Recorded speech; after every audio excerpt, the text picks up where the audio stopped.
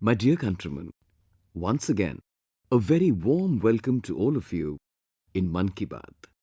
As we commence this discussion today, many thoughts are arising in the mind and the heart. This mutual connection through Mann Ki Baat has reached its 99th distinction. Generally, we get to hear that the turn around the 99th is very difficult. In cricket, nervous 90s is considered a very difficult stage. But where there is Mann Ki Baat of the people of India, the inspiration therein is something else altogether. I'm also happy that there is a lot of enthusiasm among the people of the country regarding the 100th episode of Mann Ki Baat. I'm receiving a lot of messages, even phone calls. Today, when we are celebrating the Azadi Ka Amrit Kal, moving forward with new resolutions, I'm also very eager to know your suggestions and thoughts regarding the 100th episode of Mann Ki Baat. I'm eagerly waiting for such suggestions of yours. Although, one always has to wait. This time, the wait is just longer. Your suggestions and ideas will make the 100th Mann Ki Baat on the 30th of April extremely memorable. My dear countrymen, in Mann Ki Baat, we've mentioned thousands of people who dedicate their lives in the service of others. There are many people who spend their entire pension towards the education of daughters. Some dedicate their whole life's earnings for the environment and living beings. In our country, selfless charity, Parmarth, has been placed so high that people do not hesitate to donate their all for the happiness of others. That's why, since childhood, we are narrated the sagas of Shivi and Dadhichi, who sacrificed their mortal selves. Friends, in this era of modern medical science, organ donation has become a very important means of imparting life to someone. It is said that when a person donates one's body after death, it creates a possibility for 8 to 9 people to get a new life. It is a matter of satisfaction that today awareness about organ donation is also rising in the country. In the year 2013, there were less than 5,000 cases of organ donation in our country. But in 2022, this number has increased to more than 15,000. People who have done organ donation, their families, have actually accomplished a lot of punya. Friends, I cherished a desire for a long time to know the Mann Ki Baat of people who do such noble deeds and share it with the countrymen as well. So today in Mann Ki Baat, the father of a lovely daughter, a beautiful angel, and her mother are going to join us. The father's name is Sukhbir Singh Sandhuji and the mother's name is Supreet Kaurji. This family resides in Amritsar, Punjab. After many a prayer, they were blessed with a very beautiful girl child, a doll-like daughter. The people of the household lovingly named her Ababat Kaur. The connotation of Ababat is related to the service of others. It is related to ameliorating the sufferings of others.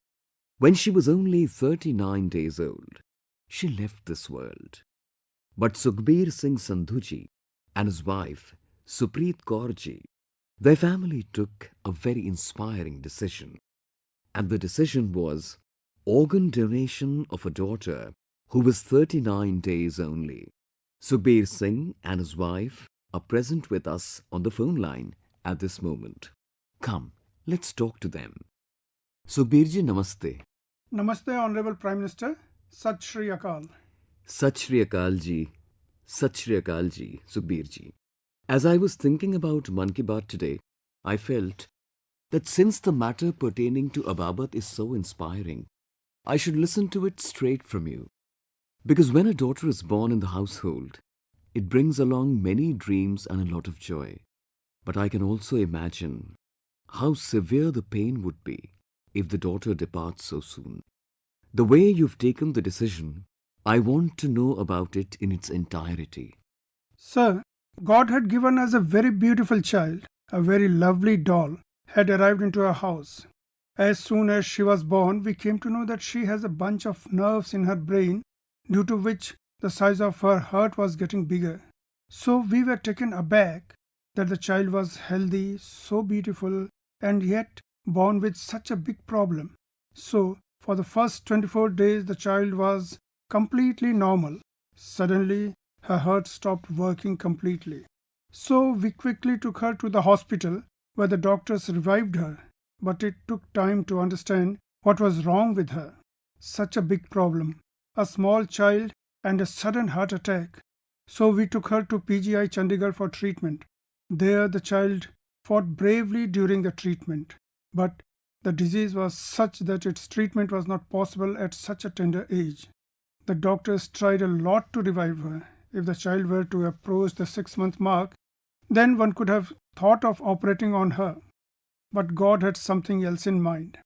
When she was only 39 days old, the doctor said that she had suffered a heart attack again. Now there was very little hope left. So we both, husband and wife, weepingly came to the decision that we had seen her fighting bravely again and again, as if she would go away now, but then she was reviving. So we felt that this child had some purpose in coming here. So, when they expressed utter helplessness, both of us decided, why not donate the organs of this child? Maybe there would be light in someone else's life. Then we contacted the administrative block of PGI, and they guided us that only kidneys of such a small child can be taken. The Almighty gave us the courage. It is the philosophy of Guru Nanak Sahib that guided us in this decision. In life, you have truly abided by the teachings given by the Gurus. Are you there, Supreet ji? Can we talk to her? Yes, sir. Hello? Supreet ji, I offer my pranam to you. Namaskar, sir. Namaskar, sir. It is a matter of great pride for us that you are talking to us. You have done such a great deed, and I believe that when the country will get to know of this, many people will come forward to save someone's life. This contribution of Ababat indeed is very big. Sir, this too was probably a bakshish from Guru Nanak Patsha ji that gave us the courage to take such a decision. Nothing can happen without the blessings of the Gurus. Absolutely, sir. Absolutely. So Birji, when you were in the hospital and when the doctor gave you this shocking news, even after that you and your wife took such a big decision with a calm and composed mind. It is the teachings of the Gurus that led to such an altruistic thought in the mind. And in fact, the meaning of Ababat in common parlance is helpful. I want to hear of the moment that this work was done. Sir, actually Priyaji, a family friend of ours, had donated her organs and we got inspiration from her too.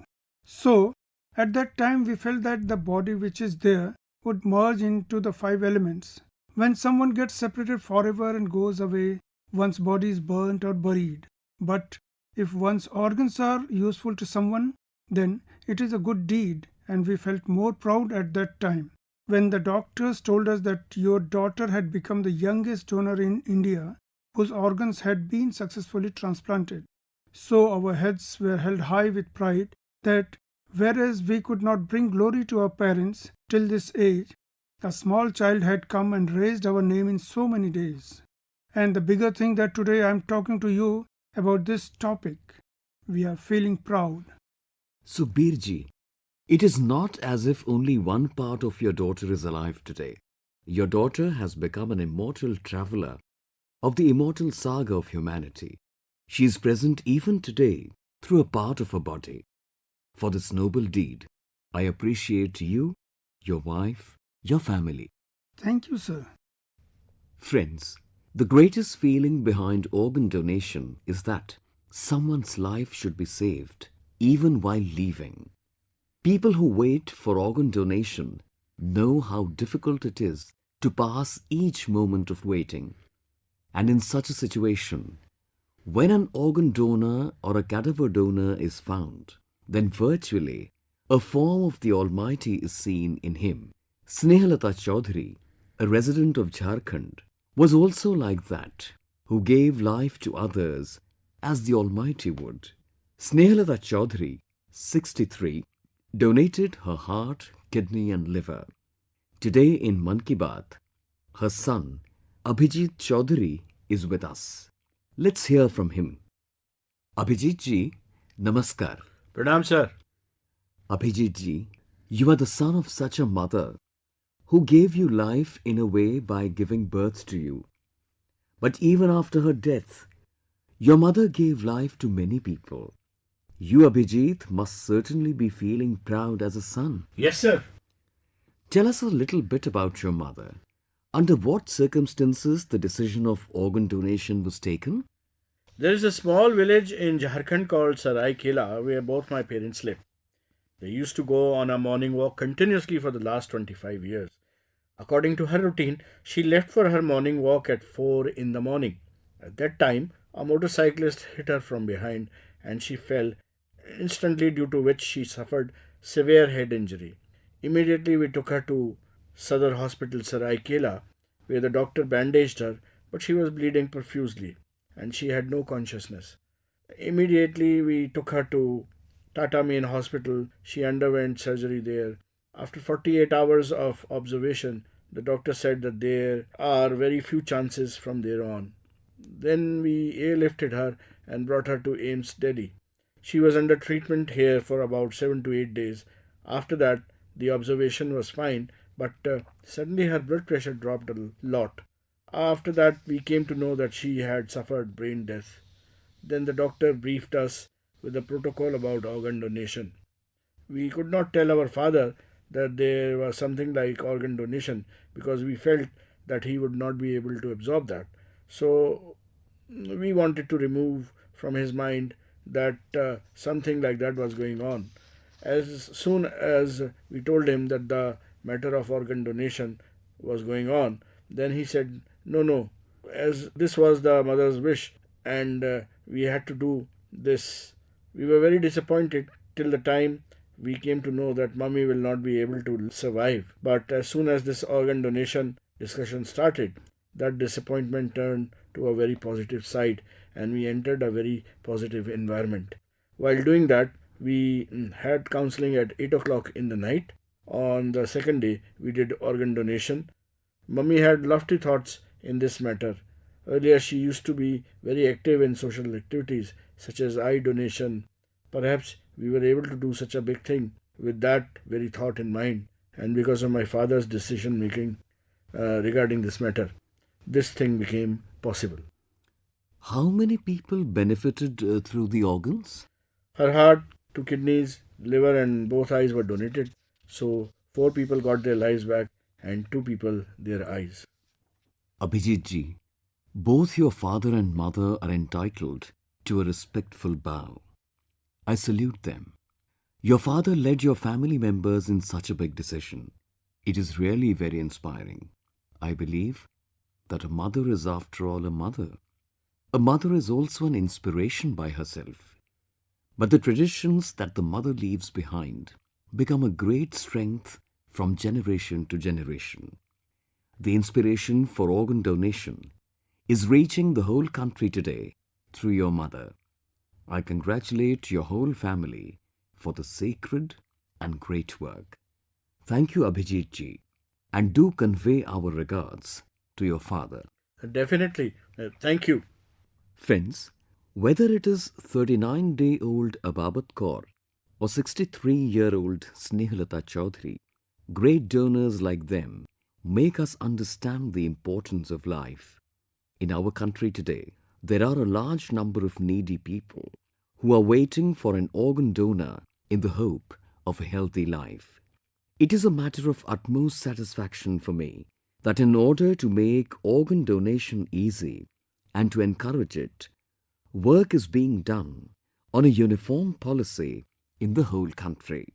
In this direction, it has also been decided to remove the condition of domicile of the states. That is, now the patient will be able to go to any state of the country and register for receiving the organs. The government has also decided to abolish the age limit of below 65 years for organ donation.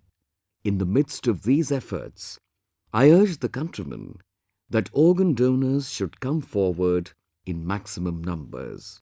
One decision of yours can save the lives of many people, can give life. My dear countrymen, this is the time of Navratri, the time to worship Shakti. Today, the potential of India, which is emerging from a new perspective, our woman power, has a very big role in it. Recently, many such examples have emerged before us. You must have seen Asia's first female loco-pilot, Surekha Yadav, on social media. Surekha ji, setting another record, has also become the first woman loco-pilot of Vande Bharat Express as well. This month, producer Guneet Monga and director Kartiki Gonsalves brought laurels to the country by winning an Oscar for their documentary, The Elephant Whisperers. Sister Jyotirmayi Mohanty, scientist of Bhabha Atomic Research Centre, has also notched another achievement for the country. Jyotirmayi has received a special award from IUPAC in the field of chemistry and chemical engineering. Earlier this year, India's Under-19 women's cricket team created history by winning the T20 World Cup. If you look at politics, a new beginning has taken place in Nagaland. In Nagaland, for the first time in 75 years, two women legislators have reached the Vidhan Sabha through their victory. One of them has also been made a minister in the government of Nagaland. That is, for the first time, the people of the state have also got a woman minister. Friends, a few days ago, I also met those brave daughters who went to help the people of Turkey after the devastating earthquake. All these were part of the NDRF contingent. Their courage and skills are being praised all over the world. India has also deployed a women-only platoon in the peacekeeping force under the UN mission. Today, the daughters of the country are raising the flag of their bravery in all the three armed forces. Group Captain Shalija Dhami has become the first woman Air Force officer to get a command appointment in a combat unit. She has a flying experience of about 3,000 hours. Similarly, Braveheart Captain Shiva Chauhan of the Indian Army has become the first woman officer to be posted at Siachen. Shiva will be stationed for 3 months in Siachen, where the temperature drops to -60 degrees. Friends, this list is so long that it is difficult to discuss all of them here. All such women, our daughters, are today giving energy to India and India's dreams. This energy of women power is the oxygen of a developed India. My dear countrymen, these days there is a lot of talk about clean energy, renewable energy all over the world. When I meet people across the world, they certainly talk about India's phenomenal success in this field. Especially the speed with which India is moving forward in the field of solar energy is a big achievement in itself. The people of India have had a special relationship with the sun for centuries. The scientific understanding we have about the power of the sun, the traditions of worshipping the sun, are rarely seen at other places. I am happy that today every countryman understands the importance of solar energy and also wants to contribute towards clean energy. The spirit of Sabka Prayas is taking India's solar mission forward today. In Pune, Maharashtra, one such excellent effort has caught my attention. Here the people of MSR Olive Housing Society have decided that they would now run things of common utility like drinking water, lift and lights in the society with solar energy only. After this, everyone together in this society got solar panels installed. Today, about 90,000 kilowatt hour electricity is being generated from these solar panels every year. This is resulting in saving of about 40,000 rupees every month. All the people of the society are getting the benefit of these savings. Friends, like Pune, the people of Diu in Daman Diu, which is a separate district, have also done a wonderful job. You must know that Diu is near Somnath. Diu has become the first district in India which is using 100% clean energy for all daytime needs. The mantra of this success of Diu is also Sabka Prayas. Once upon a time, resources for power generation were a challenge. People chose solar energy as a solution to this challenge. Here, solar panels were installed on barren land and many buildings. Through these panels, more electricity is being generated in Diu than what is required during the daytime. Through this solar project, about 52 crore rupees have also been saved on the purchase of electricity. Due to this, the environment has also been saved a lot. Friends, what they have done in Pune and Diu, such efforts are being made in many other places across the country. This shows how sensitive we Indians are about the environment and nature, and how our country is very alert for the future generations. I heartily appreciate all such efforts. My dear countrymen, in our country, with the passage of time, according to the situation and circumstances, many traditions develop. These traditions increase the strength of our culture and also give it new vitality daily. A few months ago, one such tradition started in Kashi. During the Kashi-Tamil Sangamam, the centuries-old historical and cultural ties between Kashi and the Tamil region was celebrated. The spirit of Ek Bharat Shreshtha Bharat gives strength to our country. When we know and learn about each other, this feeling of oneness strengthens. With the spirit of unity, Saurashtra Tamil Sangamam will be held in different parts of Gujarat next month. The Saurashtra Tamil Sangamam will run from April 17th to 30th. Some listeners of Mann Ki Baat must be wondering what the relation of Saurashtra in Gujarat with Tamil Nadu is. Let me tell you, centuries ago, many people from Saurashtra had settled in different parts of Tamil Nadu. These people are still known as Saurashtri Tamil. Even today, some glimpses of Saurashtra can be found in their food habits, lifestyle and social rituals. Many people from Tamil Nadu have written appreciative letters to me regarding this event. Jayachandranji, who lives in Madurai, has written something very poignant. He said, "After 1,000 years, for the first time, someone has thought about the Saurashtra-Tamil relations and brought to the fore the people who settled in Tamil Nadu from Saurashtra." Jayachandran's words are the expression of thousands of Tamil brothers and sisters. Friends, I would like to inform the listeners of Mann Ki Baat about a piece of news related to Assam. This too strengthens the spirit of Ek Bharat Shreshtha Bharat. You all know that we are celebrating the 400th birth anniversary of Veer Lachit Borphukanji. The brave Lachit Borphukan had liberated Guwahati from the clutches of the tyrannical Mughal Sultanate. Today, the country is getting acquainted with the indomitable courage of this great warrior. A few days ago, a campaign for essay writing based on the life of Lachit Borphukan was launched. You'll be surprised to know that about 45 lakh people sent essays for this. You will also be happy to know that now it has become a Guinness record. And the biggest thing and a matter of great happiness is that these essays that have been written and sent by the people on Veer Lachit Borphukan have been written in about 23 different languages. Among them, apart from the Assamese language, people have sent essays in languages like Hindi, English, Bangla, Bodo, Nepali, Sanskrit and Santhali. I express my heartfelt appreciation to everyone who's been a part of this effort.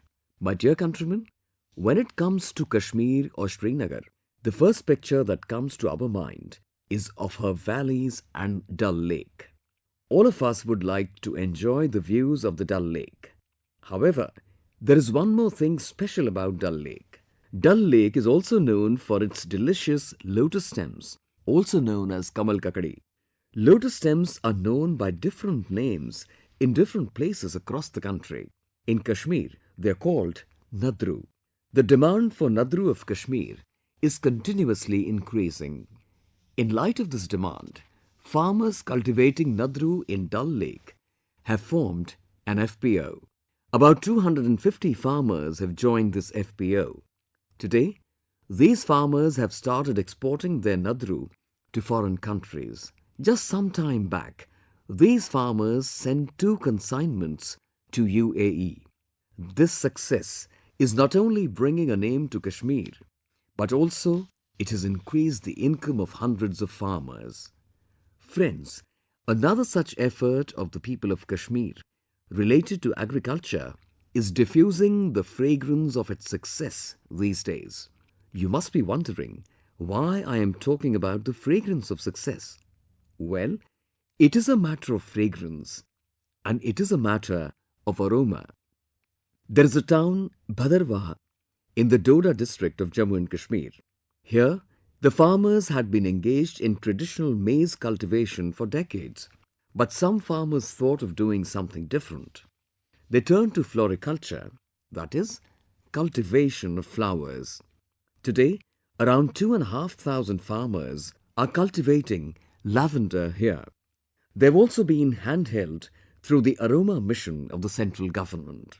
This new cultivation has greatly increased the income of the farmers, and today, along with lavender, the fragrance of their success is spreading far and wide.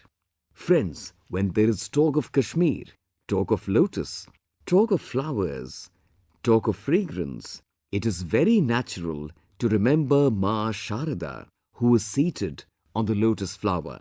A few days ago, the grand temple of Ma Sharada was inaugurated in Kupwara. This temple is built on the same route one would use to take to visit Sharda Peeth. The local people have helped a lot in the construction of this temple.